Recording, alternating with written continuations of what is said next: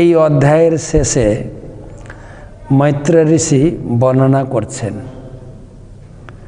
বরাহলীলা শ্রবণের ফল।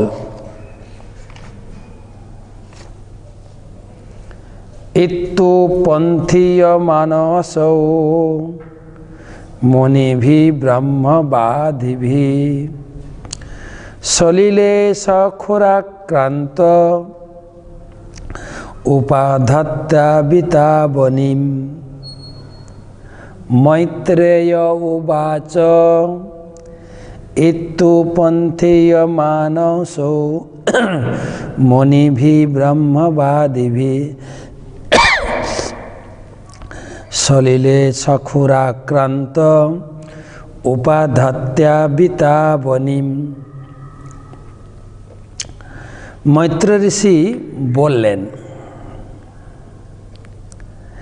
এইভাবে মহর্ষি ও ব্রহ্মবাদীগণ কর্তৃক স্তুত হয়ে ভগবান তার ক্ষুর দ্বারা পৃথিবীকে স্পর্শ করে তাকে জলের উপরে স্থাপন করলেন। তো আমরা গতকালকে শুনেছিলাম যে ঋষিদের প্রার্থনা সম্পূর্ণ হয়েছে। ঋষিদের প্রার্থনা সম্পূর্ণ হওয়ার পরে এবারে মৈত্র ঋষি এই কথাকে আরও এগিয়ে নিয়ে চলছেন, আরও এগিয়ে নিয়ে ইত্যু পন্থীয় মানসৌ, ইত্যু পন্থীয় মানসৌ মুনিভি ব্রহ্মবাদিভি। ইতি মানে আলোচনার শেষ পর্যায়ে বলে না, ইতি উপন্থীয়মান। উপন্থীয়মান মানে উপস্থীয়মান। ঋষিরা যেভাবে ভগবানকে প্রণামের উপস্থাপনা করলেন, মুনিভি ব্রহ্মবাদিভি, মুনিভি মানে মহর্ষিগণ, ব্রহ্মবাদিভি মানে ব্রহ্মর্ষিগণ। মুনি, মহর্ষি এবং ব্রহ্মর্ষি, সেই জনলোক, তপলোক এবং সত্যলোক বা ব্রহ্মলোক। এই মুনি ঋষি এবং ব্রহ্মবাদীরা অর্থাৎ মহর্ষি এবং ব্রহ্মর্ষিরা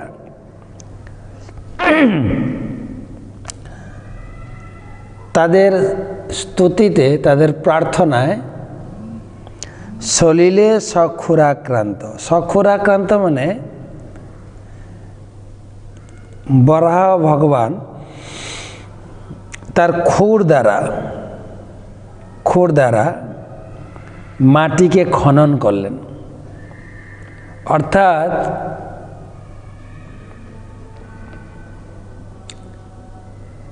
ভগবান খুব সন্তুষ্ট হয়েছেন। ভগবান তার রেসপন্স সেই মহর্ষিদের, ব্রহ্মর্ষিদের এই প্রার্থনা শোনার পর অত্যন্ত সন্তুষ্ট হয়েছেন।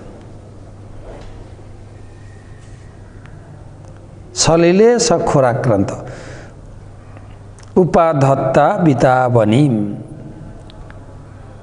তার সিংহের উপরি ভাগ থেকে পৃথিবীকে জলের উপরে স্থাপন করলেন। প্রভুপাদ লিখছেন, আমাদের প্রশ্ন আসতে পারে, পৃথিবী আবার জলের উপর স্থাপন হলো কি করে? ডুবে গেল না? ভগবানের অচিন্ত শক্তির দ্বারা পৃথিবীকে জলের উপর স্থাপন করা হয়েছিল। ভগবান সর্বশক্তিমান, তাই তিনি তার ইচ্ছা অনুসারে বিশাল গ্রহসমূহকে জলে অথবা বায়ুতে স্থাপন করেন। আমরা পড়ছি না কত গ্রহ নক্ষত্র, কত ওজন, কত আয়তন, কত বৃহৎ, তাকে আকাশে ঝুলিয়ে রেখেছেন কি করে?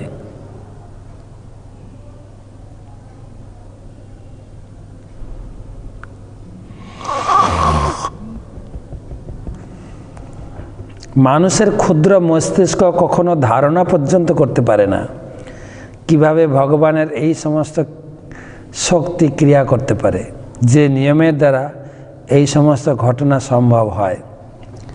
তার কিছু অস্পষ্ট বিশ্লেষণ মানুষ করতে পারে, কিন্তু প্রকৃতপক্ষে মানুষের ক্ষুদ্র মস্তিষ্ক ভগবানের ক্রিয়াকলাপের ধারণা করতে অক্ষম, তাই একে বলা হয় অচিন্ত।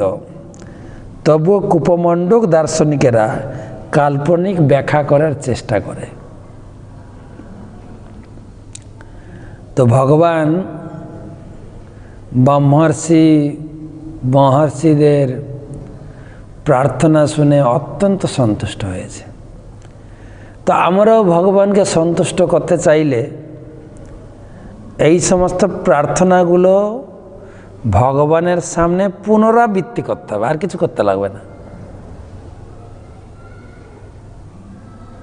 ভগবানের সামনে পুনরাবৃত্তি করতে হবে, তাহলে যথেষ্ট।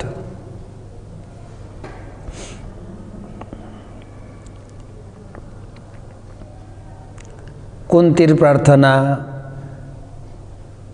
তারপরে ভীষ্মদেবের স্তুতি, গজেন্দ্র স্তুতি, প্রহ্লাদ স্তুতি, ধ্রুব মহারাজের প্রার্থনা, কত প্রার্থনা রয়েছে। এবং এই সমস্ত প্রার্থনাগুলি আবার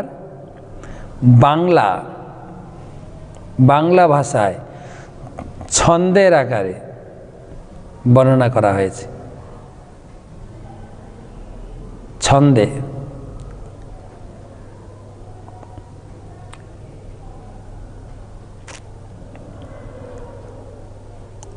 তো সেই জন্য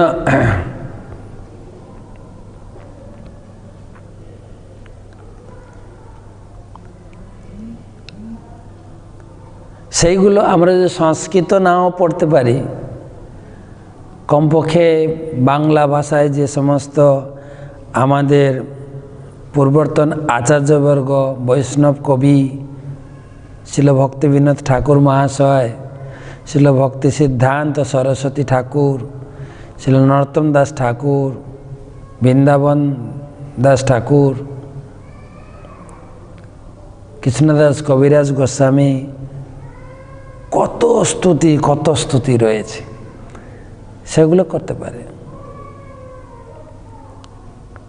যার মাধ্যমে ভগবানকে কেন ভগবান হচ্ছেন উত্তম শ্লোক বার্তায়া, উত্তম শ্লোকের দ্বারা, উত্তম ভাষার দ্বারা ভগবান সন্তুষ্ট হন।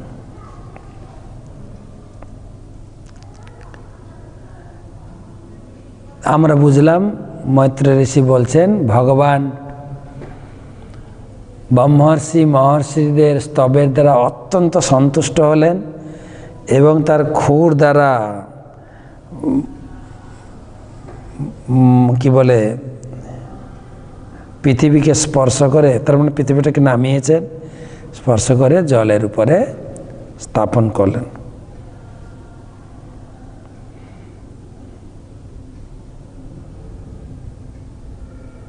তারপরে সৈত্যং ভগবানুর্বিয়ম বিশ্বসেনঃ প্রজাপতি রসয়া লীলয়োন্নীতম মপ্সু নস যজৌ হরি।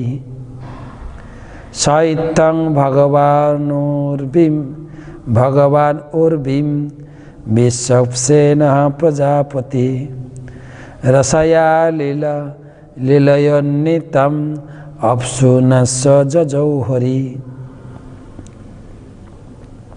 অনুবাদ: এইভাবে সমস্ত জীবের পালনকর্তা পরমেশ্বর ভগবান বিষ্ণু, বরাহ হচ্ছেন সাক্ষাৎ বিষ্ণু, ভগবান বিষ্ণু জলের ভিতর থেকে পৃথিবীকে উদ্ধার করে তাকে জলের উপরে স্থাপন করলেন এবং তিনি স্বীয় ধামে প্রত্যাবর্তন করলেন। স ইত্থম, ইত্থম মানে এইভাবে, ভগবান উর্বিং, ভগবান সেই পৃথিবীকে বিশ্বসেন মানে সাক্ষাৎ ভগবান বিষ্ণু, লীলয়ন উন্নীত, লীলয়া উন্নীতাম লীলায় মানে খেলার ছলে তিনি পৃথিবীকে তুলেছিলেন। অপসু জলের উপরে, নস্য যজৌ হরি। যজৌ মানে তিনি ফেরত গেলেন, হরিহি সাক্ষাৎ হরি। এখানে হরি, বিশ্বক্সেন, ভগবান তিনটা কথা ব্যবহার করা হয়েছে, কিন্তু তিনি ভগবান, তিনি হরি এবং তিনি হচ্ছেন বিশ্বক্সেন। প্রপাত লিখছেন, পরমেশ্বর ভগবান শ্রী বিষ্ণু তার ইচ্ছাক্রমে বিশেষ বিশেষ উদ্দেশ্য সাধনের জন্য অসংখ্য অবতার রূপে জড়জগতে অবতরণ করেন এবং তারপর তার স্বধামে প্রত্যাবর্তন করেন। যখন তিনি আসেন তখন তাকে বলা হয় অবতার, অর্থাৎ যিনি অবতরণ করেন। ভগবান ও তার বিশিষ্ট ভক্তেরা যারা এই পৃথিবীতে আসেন তারা আমাদের মতো সাধারণ জীব নন। গতকালকে আমরা পড়েছিলাম ভগবানের অবতার এবং ভগবানের ভক্তরা এই পৃথিবীতে আবির্ভূত হলে পৃথিবী সুন্দরতম হয়ে ওঠে। সুন্দর। তো দুটো শ্লোকে আমরা যেটা বুঝলাম, ভগবান তিনি জলের নিচ থেকে পৃথিবীকে উত্তোলন করে জলের উপরে স্থাপন করলেন এবং তিনি তার স্বধামে প্রত্যাবর্তন করলেন। এবারে তিনটে শ্লোকে এতদিন ধরে আপনারা মানে টোটাল 50টা শ্লোক, মানে প্রায় 10টা ক্লাস এই বরাহ লীলা সম্পর্কে শ্রবণ করলেন। তার ফলটা কি? ভাগবত পাঠের ফল তো আমরা বলছি, তথাপি শ্রোতাদেরকে, বক্তাকে উৎসাহ দেওয়ার জন্য কখনো কখনো এক একটা লীলার পিছনে এই মাহাত্ম্যের কথা বলেছেন, যেন আরও শুনি আমরা। আর সেটাই হবে, এই অধ্যায়টা শেষ হবে, তখন যখন 14 অধ্যায় আরম্ভ হবে তখন বিদুর আরও শোনার জন্য উৎসুক তার বেড়ে গেল। তো আমরা শুনি 3টা অধ্যায়ে 3টে শ্লোকে মাহাত্ম্যের কথা বলছেন মৈত্রজি। জয়েব মেতাম হরিমেধস হরে কথাম সুভদ্রাম কথনীয় মাইনঃ শৃণত ভক্তা শ্রবয়েত বসতিম জনার্দন আশু হৃদি প্রসীদতি।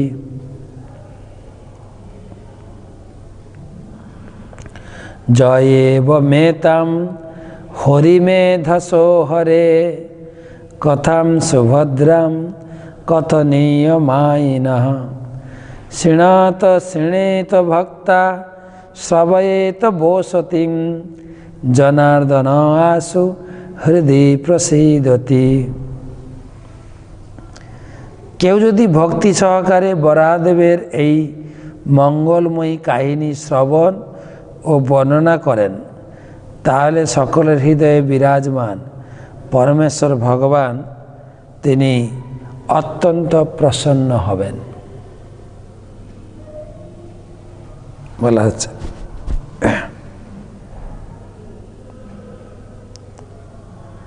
জয়েব মেতাম হরিমেধস।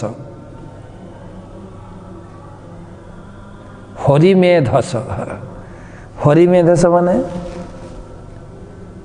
যিনি ভক্তদের সমস্ত দুঃখ দূর করেন। হরে মেধস মানে জড় কলুষ, হরে সেই হরি ভগবান যিনি ভক্তদের সমস্ত কলুষ তিনি বিদূরিত করেন।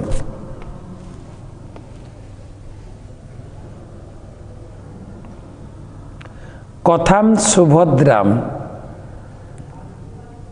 সুভদ্র মানে মঙ্গলময়, এই মঙ্গলময়ী কথা কথনীয় মাইন,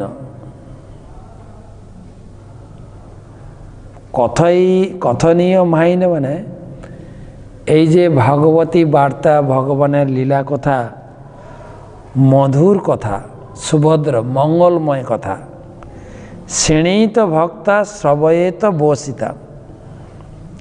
শ্রেণীত মানে শ্রবণ করা ভক্তি সহকারে, শ্রবয়েত যিনি অন্যদেরকে শোনান, শ্রবণ করেন অন্যদেরকে শোনান, বসিতাম শ্রবণ করেন, জনার্দন আশু হৃদয় প্রসিদ্ধতি, ভগবান তার হৃদয়ে আবির্ভূত হয়ে যান। হৃদয় প্রসিদ্ধতি, প্রসিদ্ধতি মানে প্রসন্ন হন।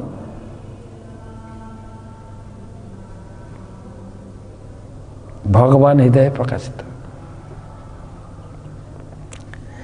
এ কথা আমরা ভাগবতের শুরুতেও আলোচনা করেছি। ধর্মা পজ্জিত কৈতবত্র পরম নির্মদ শরণাম সতাম বেদ্যম বাস্তবমত বস্তু শিবদম তাপত্রয়ম উন্মূলনম। শ্রীমদ্ ভাগবতে মহামুনি কৃতে কিংবা পরৈরীশ্বর সদ্য হৃদয় অবরুদ্ধতে অত্র কৃতেবি শুশ্রূষুবি তৎক্ষণাৎ।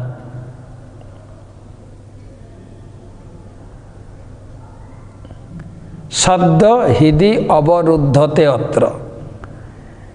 কেউ যদি ভগবানের অপ্রাকৃত মঙ্গলময়ী কথা শ্রবণ করেন, ভগবান এতই প্রসন্ন হন, তার হৃদয়ে ভগবান আবদ্ধ হয়ে যান।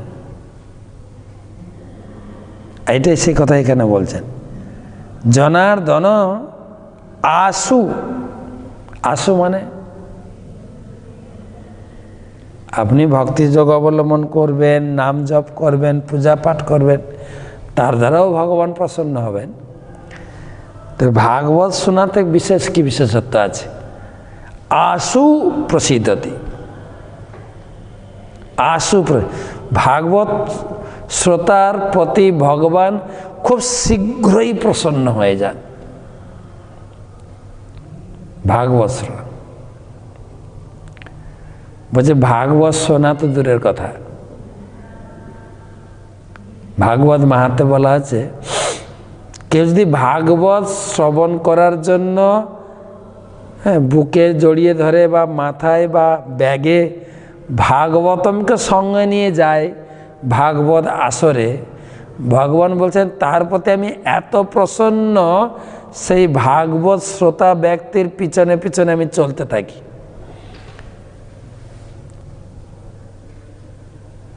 গৌর যথা সুতবৎসলা। গৌর যথা সুতবৎসলা মানে যেরকম ছোটবেলায় বা আমি যখন বাড়িতে ছিলাম,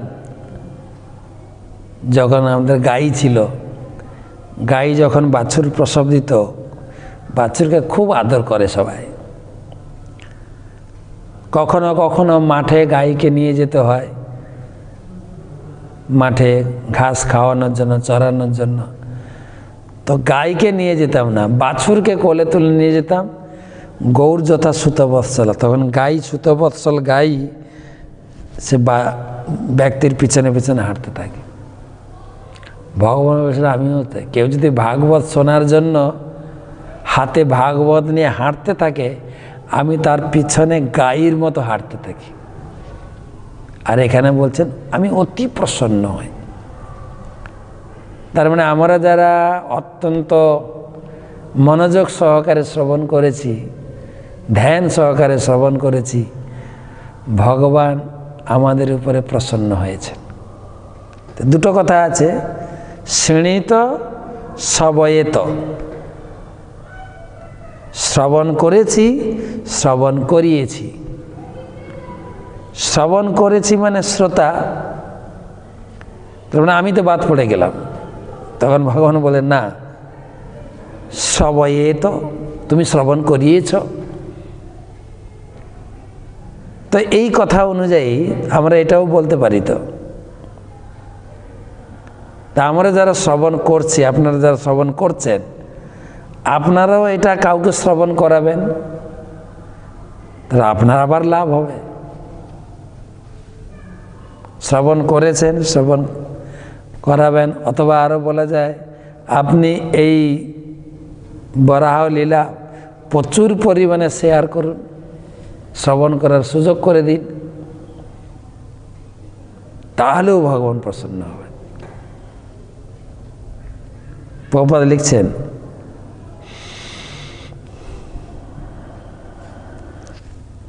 ভগবান তার বিভিন্ন অবতারে আবির্ভূত হন, লীলাবিলাস করেন, এক বর্ণনামূলক ইতিহাস তার পিছনে রেখে যান, তাই তারই মতো অপ্রাকৃত। আমরা সকলেই কোনো আশ্চর্যজনক বর্ণনা শুনতে ভালোবাসি, কিন্তু অধিকাংশ কাহিনী মঙ্গলজনক নয় অথবা শ্রবণীয় নয়, কেননা সেইগুলি জড়া প্রকৃতির নিকৃষ্ট গুণসম্পন্ন। প্রতিটি জীব উচ্চতর গুণসম্পন্ন চিন্ময় আত্মা, কোনো লৌকিক বস্তুই তার পক্ষে মঙ্গলজনক হতে পারে না। তাই বুদ্ধিমান মানুষের কর্তব্য হচ্ছে ভগবানের লীলার বিস্তারিত বর্ণনা নিজে শ্রবণ করা এবং অন্যদের শ্রবণ করার সুযোগ করে দেওয়া, কেননা তা জড় অস্তিত্বের ক্লেশ বিনষ্ট করে। শ্রবণ করি আর শ্রবণ করার সুযোগ করে দেওয়া। ভগবান তার অহেতুকী কৃপার ফলে এই পৃথিবীতে অবতরণ করেন, তার কৃপাময় কার্যকলাপ ইতিবৃত্ত রেখে যান, যাতে ভক্তরা তার দিব্য ফল লাভ করতে পারে।